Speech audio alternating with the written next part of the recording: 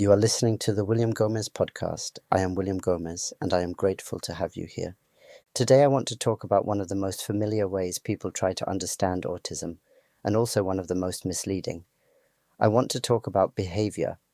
Behavior is often the first thing that draws attention to an autistic child. It is what teachers see in the classroom, what professionals observe during assessments, and what families notice during daily routines. But behavior, as visible as it is, gives us only a narrow window into a much deeper developmental difference. When we describe autism through behavior, we often begin with patterns that appear unusual or unexpected. A child may repeat movements, avoid eye contact, use language differently, or show distress during changes in routine. These behaviors can be noticeable, but it is important to remember that they are expressions of an inner experience, not the full story of that experience. Behavior is the surface, not the foundation. For many autistic children, behavior is their way of communicating needs that are hard to put into words. A child who repeats movements may be grounding themselves. A child who avoids eye contact may be reducing sensory load so they can focus on what is being said. A child who becomes upset during transitions may be struggling with uncertainty, not objecting to the change itself. When we look closely, behavior becomes less about what is wrong and more about what the child is trying to manage. The challenge is that behavior can be interpreted very differently by different people.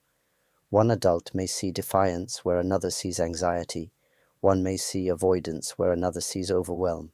One may see stubbornness where another sees confusion. Because behavior is so visible, it is easy to forget that it is shaped by many deeper processes: sensory sensitivity, cognitive differences, communication challenges, emotional intensity, and the child's previous experiences. Another difficulty with relying too heavily on behavior is that it often hides the diversity of autism. Some autistic children show very clear behavioral differences. Others mask their struggles so effectively that their behavior appears typical. These children may cope quietly, suppressing their discomfort, memorizing social scripts, or forcing themselves to meet expectations that exhaust them. When autism is judged only by outward signs, these children are overlooked, misunderstood, or diagnosed much later. Behavior also changes across environments. A child who appears calm at school may come home exhausted and distressed. A child who stays quiet in public may communicate more freely in the safety of familiar surroundings. This variation is not inconsistency. It is a reflection of how much energy the child is using to navigate different expectations. It is also important to remember that behavior is influenced by context. A busy classroom, a noisy supermarket, an unpredictable routine, or a change in plans can all transform how a child behaves. When the environment feels overwhelming, behavior becomes a way of coping. When the environment feels safe, behavior softens. This means that understanding behavior requires understanding the world around the child, not just the child themselves. Another issue is that some behaviors have been pathologized simply because they are different. Hand flapping, rocking, pacing, or repeating phrases are often misunderstood. Yet these behaviors are comforting, regulating, and expressive. They are not problems to be eliminated. They are signals that the child is managing their world in the best way they know how. So how do we move beyond behavior alone? We start by asking gentle, curious questions. What is this behavior trying to communicate? What sensory input is the child experiencing? What uncertainty or confusion might be affecting them? What cognitive or emotional processes lie underneath?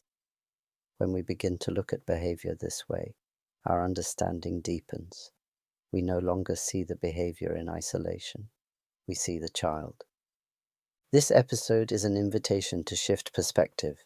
Instead of judging behavior, we can approach it with empathy. Instead of labeling behavior as challenging, we can recognize the challenges the child is facing. Instead of trying to control behavior, we can create environments where the child feels less overwhelmed and more understood. When we see behavior as communication, our responses become gentler, slower, and more attuned. We begin to ask what the child needs rather than what we want them to do, and we begin to understand autism not as a checklist of traits, but as a deeply human way of experiencing the world. Thank you for listening. This is the William Gomes Podcast. Take care of yourself, stay curious, and I will speak with you again soon.